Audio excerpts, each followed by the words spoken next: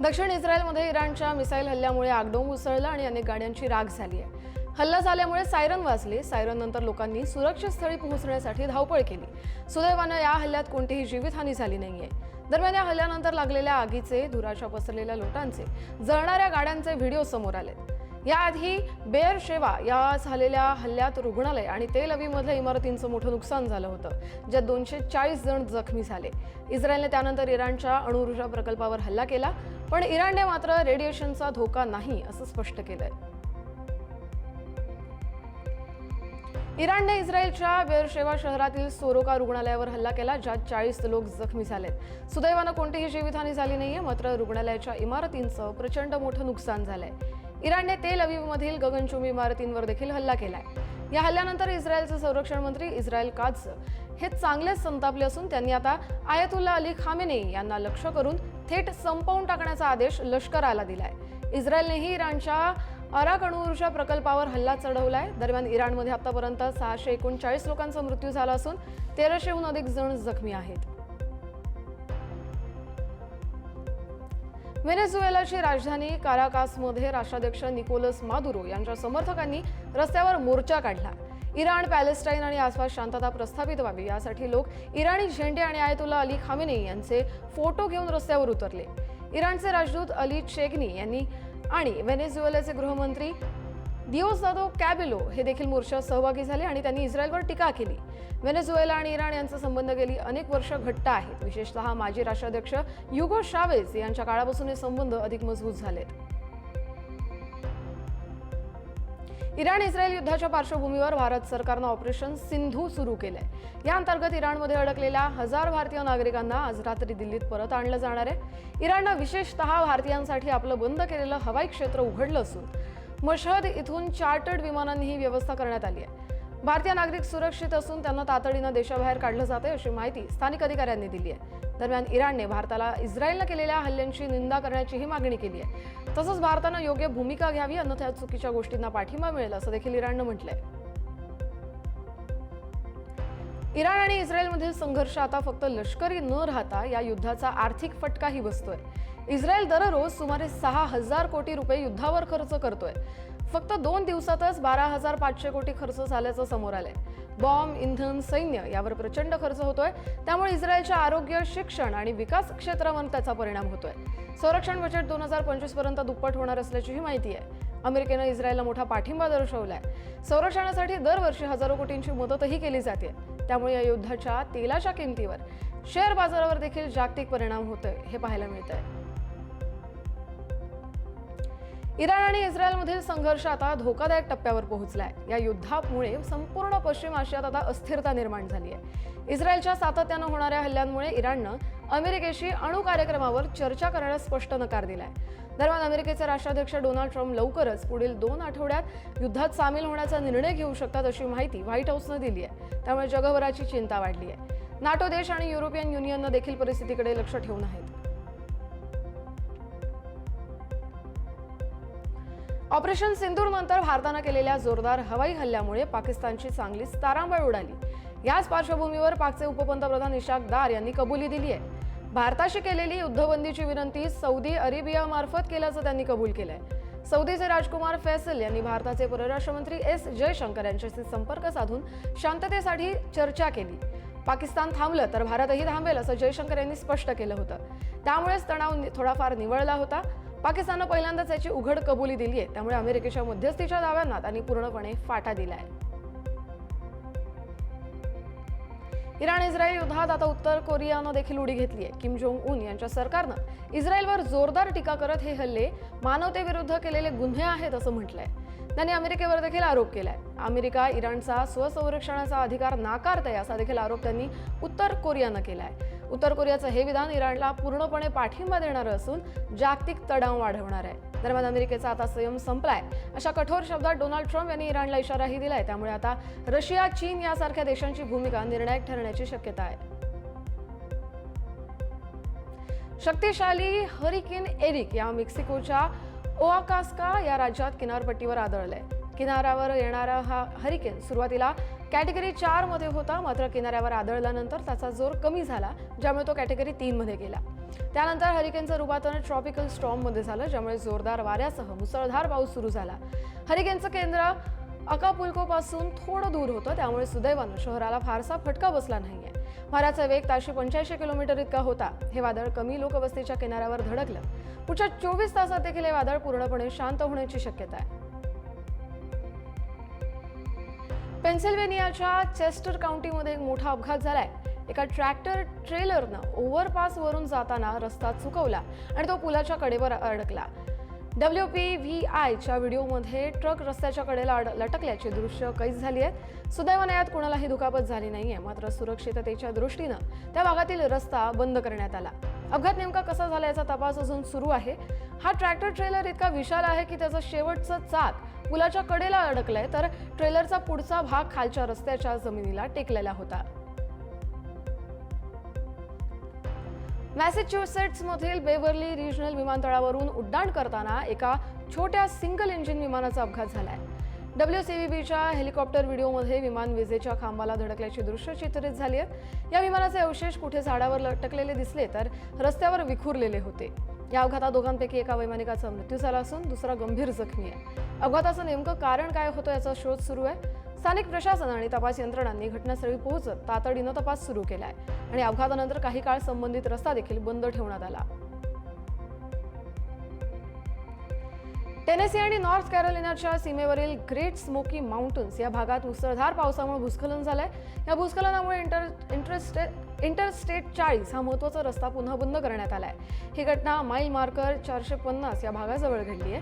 रस्ता पुन्हा कधी सुरू होईल याबाबत प्रशासनानं अजून काही माहिती दिली नाहीये. मात्र याआधी देखील गेल्या सप्टेंबरमध्ये हरिकेन हेलेनमुळे पिजन रिव्हर खोऱ्यात पूर आला होता, ज्यामुळे अनेक मैल रस्ता खराब झाला होता. एकाच लेनवरून आधीच वाहतूक सुरू होती, मात्र आता ती देखील बंद झाल्यानं तिथल्या स्थानिकांना मोठा त्रास सहन करावा लागतोय. ई-कॉमर्स क्षेत्रातील दिग्गज अमेझॉन इंडिया यावर्षी भारतात 2000 कोटी रुपयांची मोठी गुंतवणूक करणार आहे. वेअरहाऊस, लॉजिस्टिक्स आणि डिलिव्हरी सुविधा वाढवून सेवांना गती देणं हे या गुंतवणुकीचं उद्दिष्ट आहे, अशी माहिती अमेझॉन इंडियाचे उपाध्यक्ष अभिनव सिंग यांनी दिली आहे. ही गुंतवणूक नवीन पूर्ण पूर्तता केंद्र, सर्टिशन हब आणि डिलिव्हरी स्टेशन उभारण्यासाठी वापरली जाईल, ज्यामुळे नवीन रोजगार संधी निर्माण होण्यासाठी मदत होणार आहे. दरम्यान अमेझॉन आर्टिफिशियल इंटेलिजन्सवर लक्ष केंद्रित करत असून त्यामुळे काही नोकऱ्या संपुष्टात येऊ शकतात, तर काही नवीन भूमिका देखील निर्माण होऊ शकतात, असं अमेझॉनचे CEO अँडी जेसी यांनी म्हटलंय. चीनमधील चोंगकिंग शहरात पांडा थीम असलेली पहिली स्ट्रॅडल मोनोरेल ट्रेन नुकतीच सुरू झाली आहे. ट्रेनच्या बाहेरील भागावर पांडाची चित्र असून आतमध्ये पांडा नमुन्यांनी सजवलेल्या सीट्स आणि हँडरेल्स देखील आहेत. AI, व्हॉइस कंट्रोल आणि स्मार्ट खिडक्या यासारख्या तंत्रज्ञानानं ही ट्रेन सुसज्ज आहे. या ट्रेनला मोठ्या खिडक्या आणि छतावर स्कायलाइट्स देखील आहेत, त्यामुळे ट्रेनमधून डोंगराळ निसर्गाचा आनंद देखील घेता येणार आहे. या निसर्गरम्य आरामदायी प्रवास करण्यासाठी प्रवासी सज्ज आहेत. न्यूझीलंडमध्ये माओरी नववर्ष मातारिकी साजरा करण्यास सुरुवात झाली आहे. माउंट रुपापेहू इथे पारंपरिक हौतापू समारंभ पार पडलाय, ज्यात आकाशातील ताऱ्यांना अन्न अर्पण केलं जातं. ही एक विशेष पारंपरिक प्रथा आहे. यंदा हा उत्सव पुंगा ताऱ्याभोवती केंद्रित आहे, जो माओरी जमातींसाठी हवामान आणि निसर्गातील बदल समजून घेण्यासाठी मार्गदर्शक असतो.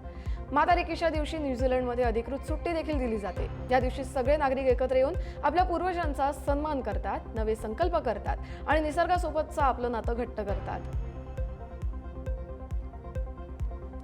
भारतीय अंतराळवीर शुभांशु शुक्ला यांना आंतरराष्ट्रीय अंतराळ स्थानकात घेऊन जाणारी ॲक्झिओम 4 ही मोहीम 5व्यांदा पुढे ढकलण्यात आली आहे. हे प्रक्षेपण 22 जून रोजी होणार होतं, पण आता ISS वरील सुरक्षा तपासणीमुळे ही मोहीम लांबणीवर पडली आहे. यापूर्वी 11 जून रोजी ऑक्सिजन गळतीमुळे ही मोहीम पुढे ढकलण्यात आली होती. ॲक्झिओम मिशन 4 अंतर्गत 4 देशांचे अंतराळवीर 14 दिवसांसाठी ISS वर जाणार आहेत. शुभांशु हे इंटरनॅशनल स्पेस स्टेशनमध्ये जाणारे पहिले भारतीय ठरणार आहेत, तर अंतराळात जाणारे ते दुसरे भारतीय देखील असतील. यापूर्वी राकेश शर्मा यांनी 1984 मध्ये अंतराळ प्रवास केला होता. संरक्षण मंत्री राजनाथ सिंग SCO बैठकीसाठी चीनला जाणार आहेत. 26 ते 27 जून दरम्यान चीनच्या किंगदाओ शहरात ही संरक्षण मंत्र्यांची बैठक होणार आहे. 7 वर्षांनंतर कोणत्याही भारतीय मंत्र्याचा हा पहिलाच चीन दौरा असणार आहे. तर यापूर्वी तत्कालीन परराष्ट्र मंत्री सुषमा स्वराज यांनी एप्रिल 2018 मध्ये चीनला भेट दिली होती. ही भेट भारत आणि चीनमधील संबंध सामान्य करण्यासाठी होती. या SCO बैठकीला पाकिस्तानचे संरक्षण मंत्री ख्वाजा आसिफ देखील उपस्थित राहणार आहेत. मणिपूरमध्ये पुन्हा हिंसाचार उफाळलाय.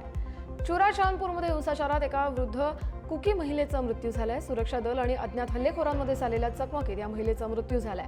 सुरक्षा दलांनी शोध मोहीम सुरू केली तेव्हा ही घटना घडली आहे. तर विष्णुपूर जिल्ह्यातील शेतात काम करणाऱ्या मैतेई शेतकऱ्याला गोळी लागल्यानं ही मोहीम सुरू करण्यात आली होती. तर मैतेई नेते अशीम कानन सिंग यांच्या अटकेनंतर राज्यात हिंसाचार उफाळलाय. पश्चिम बंगालमधील पुरुलिया जिल्ह्यात भीषण अपघात झालाय. या अपघातात बोलेरोमधील 9 जणांचा जागीच मृत्यू झालाय. ही घटना बलरामपूर पोलीस ठाण्याच्या हद्दीतील नामसोल प्राथमिक शाळेजवळ घडली. अपघातात मृत्यू झालेले सर्व लग्न समारंभावरून घरी जात होते. तर पुरुलिया जमशेदपूर महामार्गावर कार अनियंत्रित होऊन ट्रकला धडक दिल्यानं हा अपघात घडला. या अपघातामुळे परिसरात हळहळ व्यक्त केली जाते. आंध्र प्रदेशात जवानांच्या गोळीबारात मारला गेलेला गाजरला रवीच्या अंत्ययात्रेत गावकऱ्यांनी प्रचंड गर्दी केली. याचा व्हिडिओ सध्या सोशल मीडियावर व्हायरल होतोय. गाजरला रवी उर्फ उदय हा तेलंगणा राज्यातील वेलिशाला गावातील मूळ रहिवासी होता. बुधवारी आंध्र प्रदेश येथे झालेल्या चकमकीत गाजरला रवीचा खात्मा करण्यात आला होता. शासनानं त्याच्यावर 25 लाख रुपयांचं बक्षीस घोषित केलं होतं. नक्षलवाद्यांच्या AOB special zonal committee member या पदावर तो कार्यरत होता. राष्ट्रपती द्रौपदी मुर्मू यांनी मुलांनी गायलेल्या गाण्यामुळे त्या भावुक झाल्या. राष्ट्रपती द्रौपदी मुर्मू यांचा आज 67वा वाढदिवस आहे. यावेळी डेहराडूनमधील अंध मुलांनी त्यांच्यासाठी वाढदिवसाचं गाणं गायलं.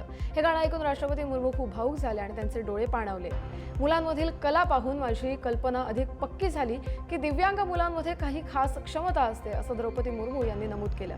त्यावेळी दिव्यांग व्यक्तींना सक्षम बनवण्यासाठी आणि त्यांना समान संधी देण्यासाठी सरकार कटिबद्ध असल्याचं देखील राष्ट्रपतींनी म्हटलंय. सध्या सोशल मीडियावर संत प्रेमानंद महाराजांचा एक बनावट फोटो मोठ्या प्रमाणावर व्हायरल होतोय, ज्यावरून मथुरेतील संत समाजात तीव्र संताप व्यक्त होतोय. या फोटोमध्ये प्रेमानंद महाराज झोपलेले असून राधा राणी त्यांची सेवा करताना दाखवले जात आहे. तर भगवान श्रीकृष्ण खिडकीतून हे दृश्य पाहत आहेत. हा फोटो आर्टिफिशियल इंटेलिजन्स तंत्रज्ञानाचा वापर करून तयार करण्यात आलाय.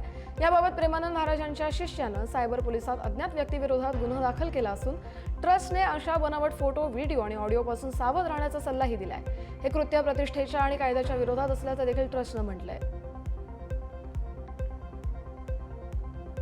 कैलास मानसरोवर यात्रेच्या पहिल्या तुकडीला हिरवा झेंडा दाखवण्यात आलाय. सिक्कीमचे राज्यपाल ओमप्रकाश माथुर यांनी गंगटोकमधील राजभवन येथून झेंडा दाखवलाय. कैलास मानसरोवर यात्रा दरवर्षी जून ते सप्टेंबर या महिन्यात आयोजित केली जाते. या वर्षीची यात्रा जूनच्या 3ऱ्या आठवड्यात सुरू झाली असून ती सप्टेंबरपर्यंत सुरू राहणार आहे. तर यावर्षी नाथुला मार्गे जाण्यासाठी सुमारे 750 यात्रेकरूंना परवानगी देण्यात आली आहे. प्रत्येक तुकडीमध्ये 50 यात्रेकरूंचा समावेश आहे. नाथुला मार्ग कैलास मानसरोवर यात्रेसाठीचा सोपा मार्ग मानला जातो. आंतरराष्ट्रीय योग दिवसाच्या पार्श्वभूमीवर नेव्हीच्या हेलिकॉप्टरनं विशाखापट्टणम इथं सराव केलाय. पंतप्रधान नरेंद्र मोदी उद्या आंतरराष्ट्रीय योग दिनानिमित्त विशाखापट्टणम इथं जाणार आहेत. त्याच पार्श्वभूमीवर हेलिकॉप्टरनं हा सराव केलाय. तर विशाखापट्टणममधील RK बीच ते भोगापुरम पर्यंतच्या 24 किलोमीटर लांबीच्या कॉरिडॉरमध्ये योगा करण्यात येणार आहे. इथे 5 लाखाहून अधिक लोक एकाच वेळी उद्या भेटून योगासनं करतील. आंतरराष्ट्रीय योग दिनानिमित्त 25,000 आदिवासी विद्यार्थी योगासनं करणार आहेत. एकाच वेळी 25,000 विद्यार्थ्यांचा योगा करण्याचा हा पहिलाच जागतिक उपक्रम असणार आहे. हे विद्यार्थी 108 मिनिटं सलग सूर्यनमस्कार घालणार आहेत. ह्या कार्यक्रमाला केंद्रीय आयुष मंत्री प्रतापराव जाधव उपस्थित राहणार आहेत. तर पंतप्रधान नरेंद्र मोदी आंध्र प्रदेशातील विशाखापट्टणम इथे योग दिनाच्या कार्यक्रमात सहभागी होणार आहेत. भारताच्या पुढाकारानं दरवर्षी जगभरात 21 जून रोजी आंतरराष्ट्रीय योग दिन साजरा केला जातो. अहमदाबादमध्ये 12 जूनला घडलेल्या एअर इंडिया विमान अपघातात मृत्युमुखी पडलेल्या 270 लोकांपैकी आतापर्यंत 215 मृतदेहांची ओळख DNA चाचणीद्वारे पटवण्यात आली आहे. त्यातील 198 मृतदेह नातेवाईकांकडे सुपूर्द करण्यात आले. एअर इंडिया विमानाला झालेल्या अपघाताला 1 आठवडा उलटला असला तरी विमानाच्या भागांसह अन्य अवशेषांचा ढिगारा अद्याप अपघातस्थळी तसाच पडून आहे. या दुर्घटनेच्या तपासात गुजरात सरकारचे अग्निशमन कर्मचारी, न्यायवैद्यकीय तज्ज्ञ केंद्राच्या यंत्रणांना मदत करणार आहेत.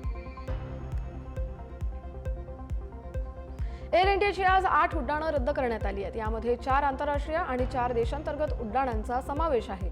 विमानतळावरील देखभाल आणि ऑपरेशनल कारणांमुळे ही उड्डाणं रद्द करण्यात आल्याचं एअर इंडियाकडून सांगण्यात आलंय. अहमदाबाद विमान अपघातानंतर विविध कारणांमुळे 9 दिवसात तब्बल 84 उड्डाणं रद्द करण्यात आली आहेत.